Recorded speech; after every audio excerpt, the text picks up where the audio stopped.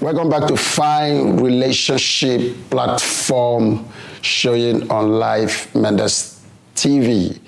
This day is a wonderful day that the Lord has made, and on this particular week episode, we are dealing with purpose-driven marriage. Purpose-driven marriage. And with me in this studio today to talk about this once again is not a person but my lovely, beautiful wife, Pastor Mrs. Love Caleb. Please, can you greet our viewers? Good evening, viewers. You are welcome to our program. We trust God you're going to enjoy yourself. God bless you. Okay, it's purpose-driven marriage. If actually you are married right now, all you need to ask yourself is, what is it that drives my marriage?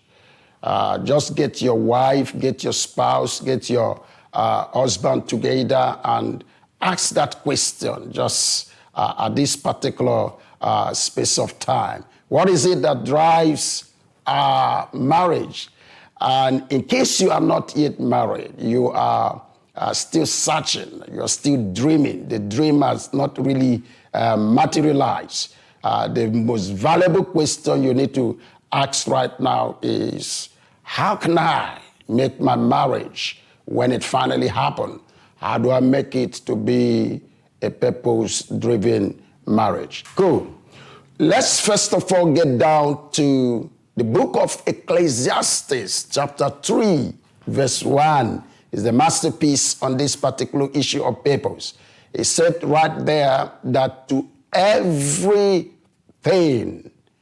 is season and a time for every purpose under the heavens. You know that marriage is an under the heaven activity. It's not something that we're going to do when we are outside this particular realm. So it's under the heaven activities, and being under the heavens activities, it really means that there is purpose for your marriage. There is purpose for your marriage. And when we talk about purpose, we're talking about the reason for the existence of your marriage. You need to ask yourself, if you're married right now, what's the reason for a marriage? What's the reason for a marriage? What's the reason for the existence of this particular marriage? Purpose can also be the intended end which your marriage is designed to fulfill. Okay, so these two major things are what purpose a marriage is all about. Okay, now if we have looked at the meaning of purpose, the next thing you need to understand is that there are two major driving purpose. There are two major purposes that have to be in your marriage for it to be a purpose-driven marriage. First of all is what you call the corporate purpose. The corporate purpose. The second one is personal purpose. When you talk about corporate purpose, you're looking at your marriage, making it an instrument that builds the society. Your marriage is a basic unit of the global community. That's what it means for your marriage to have a corporate purpose, because every wrong marriage makes a bad family, and every bad family begets a bad community. And when there is faulty community, definitely you will have a bad nation. So it is important that you understand that that marriage, that relationship you are holding is a basic unit of the global family. And if you are really going to achieve the corporate purpose for your marriage, you must understand that whatever that goes on in that marriage is somehow part of the things that decides the global community. You might say that I don't have global influence. No, from the children that comes from your marriage, from how you treat your spouse, from the quality of relationship, the joy you breathe there, or the sadness that you make in your marriage, you are somehow imparting the entire global community. So your marriage has a corporate purpose. The second aspect of purpose that you really need to look into is what we call personal purpose. Personal purpose. And I want to look at it this particular way. And if you look at sodium and chlorine, they are all in their individual element very poisonous.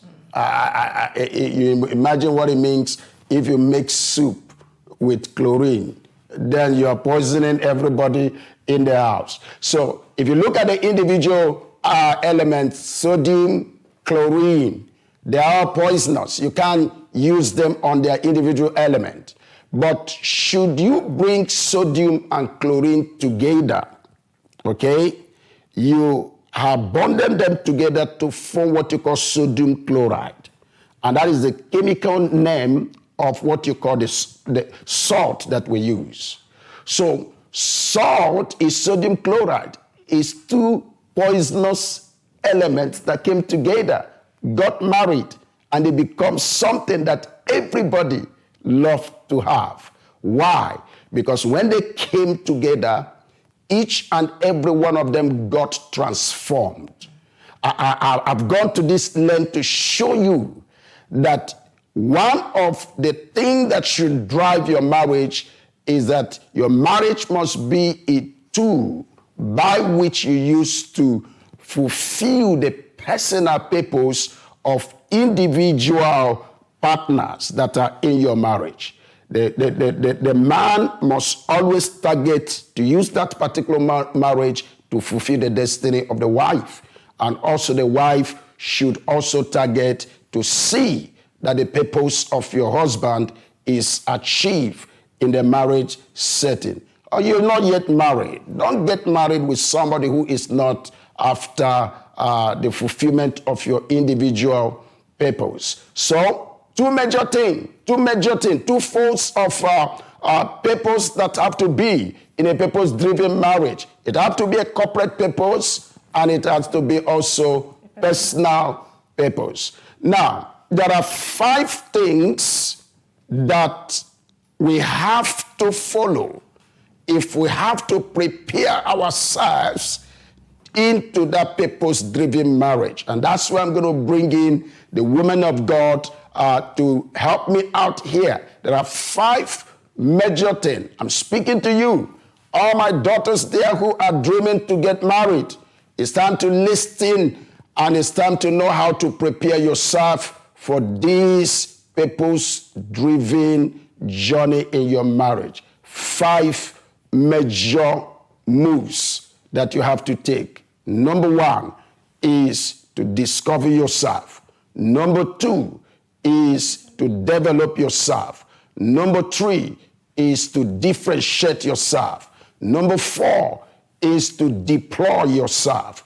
Number 5 is to distribute yourself. So I'm going to bring the woman of God to begin to show us how do we explain this? How do we bring our sons and daughters there, and those of them also who are married and they are trying to navigate in this area? How do we use these 5 steps to be able to move this marriage? Yeah, with all that have been said, we find out that marriage is not just what you wake up in a day and decide to involve yourself in it. It's a good thing to do, but when you don't take the right process, you'll find out that you will hit the rock. Right process. The right process. There is the right process for you to have a successful relationship. So what I'm trying to say is that you will know if your relationship will be successful depending on the steps you took. So today, I want to take the first one. Discover yourself. What do you mean by discovering yourself? How can it happen? Discover yourself. You are not created to design yourself. You are not created to design yourself. You are created to discover yourself. Wow. You're not created to design yourself. You are created to discover yourself. Young people, I hope you are listening. Some of you who are busy designing yourself. Don't design yourself. Stop designing yourself. The woman of God said, that's not your duty. Your duty is to discover yourself, not to design yourself. Please continue. This is beautiful. You need to discover yourself.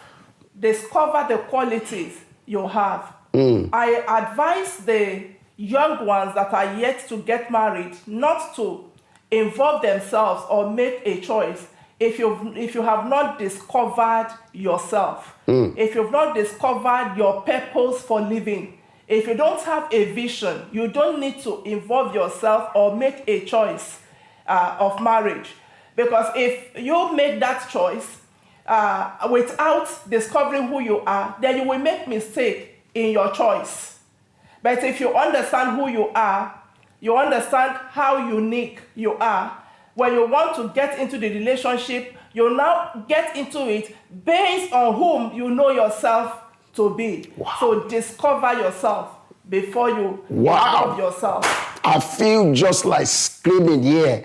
If so many of you know this, before ever you got into this, I think some of the complaints that you complained today, you wouldn't have been able to do that, because what happens in most marriages today is that people get into marriage to look for themselves. You understand? It's not, you should have found yourself. You should have discovered yourself before ever you get into the marriage, because it is by discovering yourself that you can now know who fits into your life. That's a powerful one.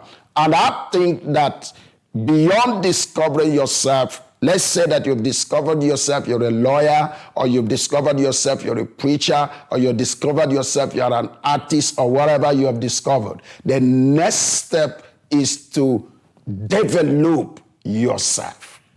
You see, it's not enough to discover who you are. You need to develop who you have discovered.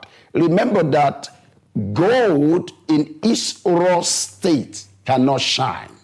Okay? The roses have to be crushed for it to become a perfume. You can't see a diamond that is not polished begin to shine. You need to sit down and begin to develop that man, that woman, that dream that you have discovered. You got to develop it. You got to be able to bring out the reality, the treasure that are trapped into that particular person that is really discovered. So you discover yourself, you develop yourself. What about the other one, differentiating yourself? Differentiate yourself. Your difference is more rewarding than your similarity. Wow. You must know your difference. You must know your strength. You must know your ability. When you know your difference, you'll be able to work based on that, your difference. And if you find out in creation, God created man in a unique, different ways. Wow. Like our fingers are not equal. The marks on our palm is not the same. The same thing, we are unique in our different ways. So if your uniqueness is not being seen, if your uniqueness or your difference is not noticeable, especially in your relationship, you'll find out that they will soon lay you off. Wow. They will soon lay you off. If you can be replaced easily, then you are on your way to divorce. I love the way somebody said it. Somebody said, when God created us, he broke the mold that he used to make each and every one of us so that nobody can go back to duplicate the original you. So you are the only original copy of who you are. So when you come into your marriage setting, make sure that your difference, okay, your uniqueness is really felt in that marriage. So don't just blend. Don't just settle with your similarities. The woman of God said, your similarities doesn't give you much reward. It is your difference that makes you unique in your marriage, and that is also what makes your spouse to keep on coming back onto you. Okay, so we see now that you have discovered yourself, you have developed yourself, you've been able to differentiate yourself, you found out your uniqueness. Now you're ready. Definitely you're ready. The next thing you need to do is to deploy yourself. What do I mean by deploying yourself? Take a given position. Passionately position yourself in a given position. You see, several people are taking the receiving position. I love the way the Bible put it. The Bible says that it is more blessed to give than to receive. Taking a given position means you have come to a place wherein you're ready to serve with your difference that you have already differentiated. You're ready to serve. You're ready to help somebody with your uniqueness. You're ready to impart your word. So it is important that you now take yourself and put yourself in a serving position, in a giving position. That is what makes you special. And that is also what makes people to keep on coming back onto you. Everybody wants somebody that serves them. Everybody wants to be served. People want to receive. Few people want to be in a given position. And let me tell you something. Every successful person is a problem solver. Every successful person. Even in your marriage, if you're not solving a problem, you're a problem. Let me say that again. If you're not solving a problem, you're a problem. Think about the television in your house. As good, as nice as the television is, the day it packs up, it becomes a problem. Think about that beautiful car that your husband bought for you or your spouse is crazy about. The day that car stops you at N1 freeway, that's a problem. That's really a problem. So whatever that is not solving a problem is a problem. A husband that is not solving a husband problem is a problem. A wife that is not solving a wife problem is a problem.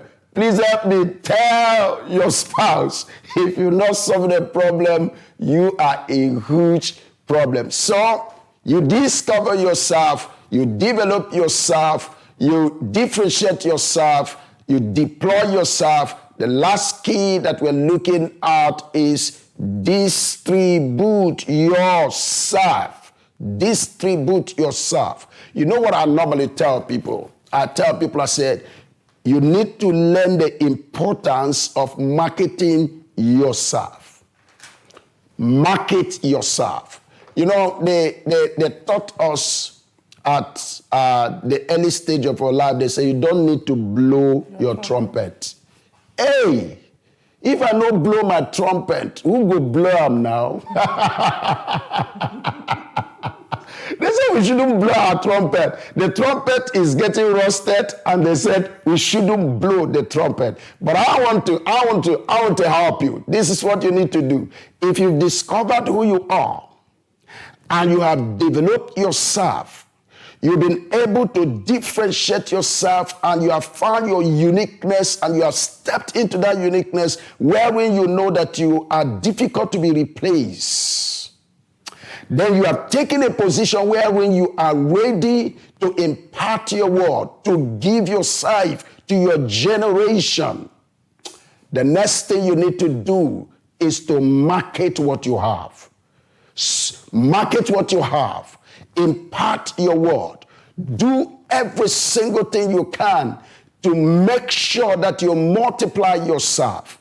Make sure that you raise men to replace you. Make sure that you are not the only one that is doing what you were born to do. Because by imparting your gift, and by imparting the life of every other person, especially your spouse, you have been able to make yourself rooted in that relationship. So that's the much we can go today. But don't forget what we've dealt with here today.